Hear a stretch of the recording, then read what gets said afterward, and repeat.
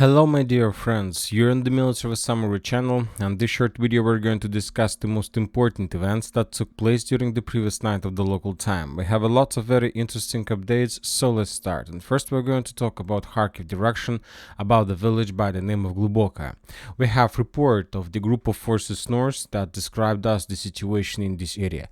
According to them, during the previous 24 hours the Ukrainians conducted two big counterattacks in this direction. The first attack involved around 30 Ukrainian soldiers and 2 personnel carriers. That attack was repelled by the Russians. The Ukrainians suffered losses and were forced to fall back. After a very short regrouping, the Ukrainians made another attempt to attack, but the next time the Ukrainians were using up to 90 Ukrainian soldiers and significant number of armored vehicles. And as a result of that attack, the Ukrainians managed to force the Russians to fall back from the western outskirts of the village deep inside of the territory, and the Ukrainians established complete control over this tree line. The Russians reported that after that they start bombing and attacking the Ukrainian forces along this tree line with total flamethrower systems, and as a result of attack the Ukrainians suffered significant losses, up to 330 soldiers, and then the Ukrainians were forced to fall back in direction of Liptsi. So that was the report of a group of forces north. For now we can make a conclusion that most likely there are few Ukrainian soldiers left inside of the tree line, so most likely we will update the map and will color this territory as an area under complete Ukrainian control. Also, the Russians stated that Ukrainians have prepared everything they need to begin a full-scale counter-offensive operation in Kharkiv direction with the purpose to restore control not just over Gluboka but over Gluboka, the forest, Lukyantsy, Alinikovo, Marachovets. So the next few days are going to be very heavy, and they're going to be very heavy clashes. The thing is that on the 7th of July there are going to be a NATO summit in Washington, so the Ukrainians need to show some progress and some media victories on the ground, and the most important for them of course is to restore control over as many as possible territories in Kharkiv direction. Now let's move to Vovchansk. We continue receiving significant number of updates for the battle between the Ukrainian citadel and Russian citadel in the same town. There were very heavy clashes, and let's discuss them. The Ukrainians during the previous night, continue bombing and attacking the Russian forces with guided bomb Unit 39. This is another video of the use of this type of weapon, but probably this video is old because the buildings in this area that's in the citadel are completely correct without any problems.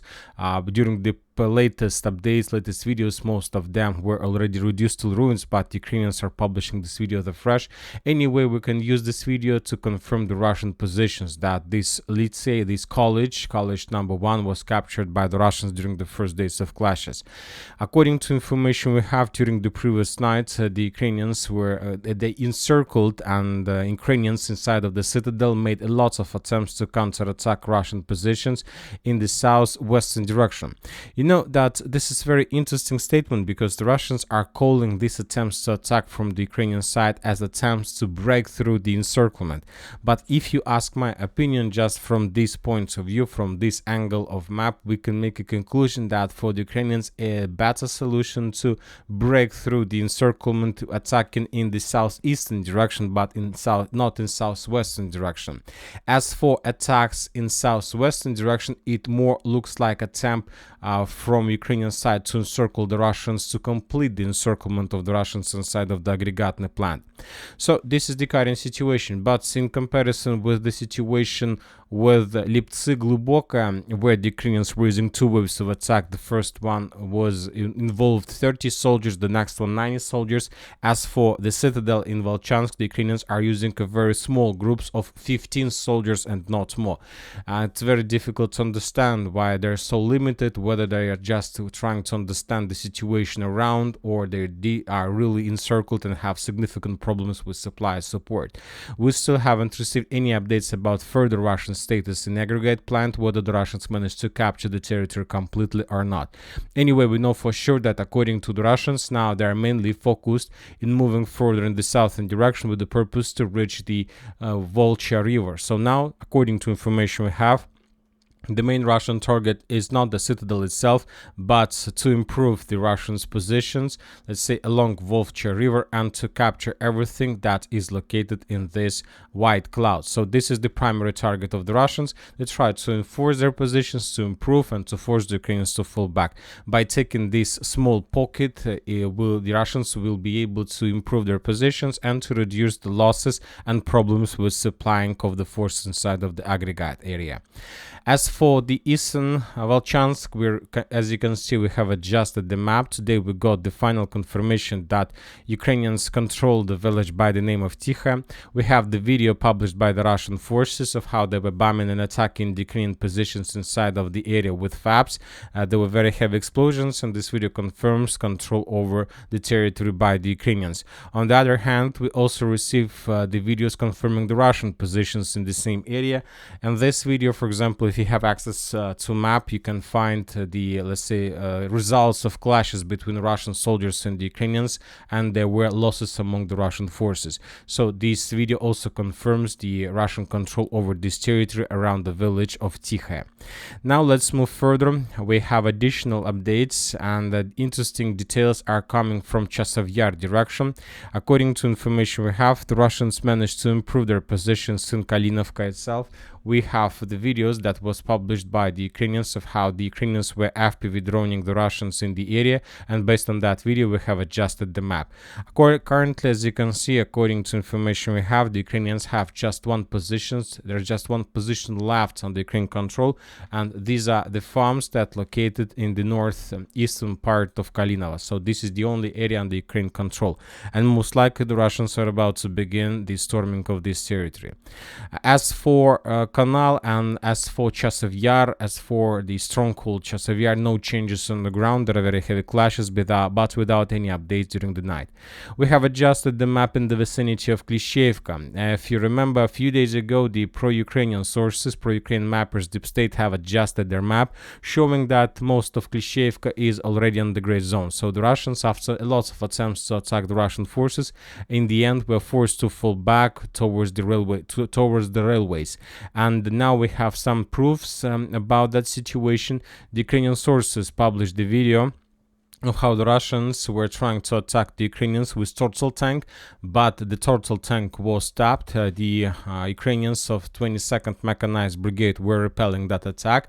The Turtle tank was damaged and destroyed, not just damaged, and after that the Ukrainians captured the Turtle tank in this area. The area of geolocation of tank is located here. So based on that video, based on the report of Deep State, we have adjusted the map and returned control over the most southwestern part of Klishchiivka, this forest under complete Ukrainian control. For now, we're not planning to adjust the map in Klishchiivka as a gray zone. We need more evidence and more proofs that there are no more Russians inside of this area. Now we're moving further in Avdiivka direction. We have significant updates from this territory. Let's start from the northern part. The Russians continue improving their positions in direction of the village by the name of Kalinova.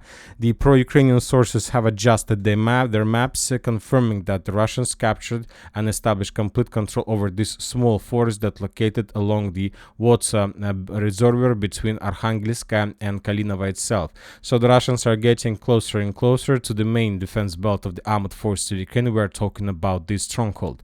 Very important updates are coming from the village by the name of Sokol. From the other side, from these points of view, as you can see from this video, we can see that the Russians were bombing and attacking the village by the name of Sokol with Toslam tower systems, and maybe this video confirms that maybe there are still no Russians, or there are still no, let's say, strong positions of the armed force Russian Federation inside of the village, because if you remember a few week ago we adjusted the map, and most of the mappers have adjusted their maps showing control over the territory, but now we continue receiving the videos of how the Russians were bombing this area. But this is not the most important. If we continue receiving, of course, the videos at the same time, type, we will adjust the map. At least we will show the gray zone. But the most important updates are coming from the stronghold that located in the northern direction of the village. According to pro-Ukrainian mappers, Deep State, the main trenches, fortifications, and the territory's tree lines around the stronghold and some positions inside of the stronghold were captured by the Russians as a result of assault operations that have been taking place probably since the beginning of this week.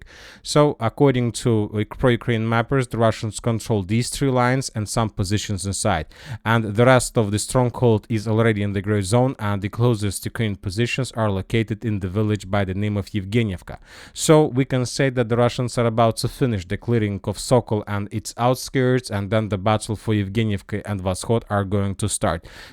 This is very important progress, significant progress, and the situation is continue developing, not in Ukrainian favor. Now let's move to Novoselovka Pirshe. We have a report from pro-Ukrainian mappers as well about additional progress of the armed forces of Russian Federation. We have adjusted the map yesterday. The pro-Ukrainians confirmed the situation just today.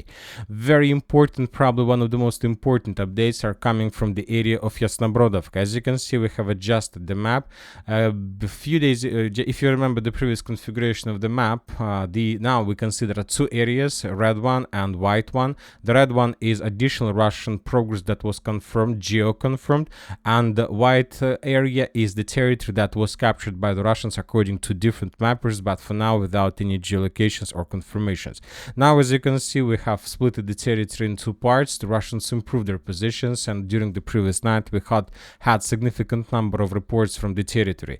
First, we start receiving significant number of videos of how the Ukrainians were abandoning their positions from Yasnobrodivka towards the mainland, moving along the water reservoir. If you remember, during the previous days we were talking a lot about this territory, and mainly that the Russians managed to establish complete control over the main supply roads, and that the Russians forced the Ukrainians, created a cauldron. It was a cauldron created a few days ago, maybe not a cauldron, but it's correct to say operational encirclement, and now we see it, and we discussed and we made the conclusion that most likely the Ukrainians during the upcoming night would try to evacuate and abandon their positions. And as you can see, we start receiving the video of this type, that Ukrainians were withdrawing their positions from Yasnobrodivka towards the mainland. And after that we got another video. This is the video. For example, in this video we can see the Russian landing operation. The Russian personnel carrier with infantry on board were storming the first buildings inside of Yasnobrodivka itself. This is, if you take a look at the map, you're gonna see this screen, you're gonna see small construction, let's say in the top corner of the video screen, and this is the building. This is it on map, and the Russian personnel carrier was moving something like this, and as a result of attack, the Russians landed inside of this territory and probably captured that building. Of course, the Russian personnel carrier was under very heavy fire from the Ukrainian side, but it didn't stop the Russians. They managed to reach the territory, to land the infantry, and to capture the building. So, summarizing everything, we have adjusted the map, and most likely Yasnobrodivka is about to fall, or probably and most likely Yasnobrodivka has already fallen and has been already captured by the Russian forces. So we will adjust the map, maybe even in the gray zone, and we can say that the battle for Karlovka water reservoir, at least for this part, has ended ended today on the 18th of June. Now let's move further in direction of Georgievka. We have additional updates, some improvements on map. According to neutral mappers, the Russians managed to improve their positions further in the southern direction and captured additional stronghold along this tree line. Also, the sources reported about very heavy clashes inside of Maximilianovka. The Ukrainians tried to hold the territory and not allow the Russians to break through the Ukrainian defense belts. Very interesting details we continue receiving from Volodymyrovka. The Ukrainian sources confirmed that the Ukrainians were encircled in this area. They reported that as a result of clashes in this direction, some Ukrainian forces abandoned their positions and basically ran away from this direction. And that allowed the Russians to begin offensive and to encircle some Ukrainian soldiers who are currently located inside of these, let's say, landfills and these industrial zones. So for now, the Ukrainians are still controlling their positions, but they lost the possibilities to evacuate their forces from the fields. And that's it for the short video. Military Summary channel reminds we condemn any violence in the world. Thank you for watching. Subscribe to my channel, put your likes, join my Patreon, and have a good day. Bye bye.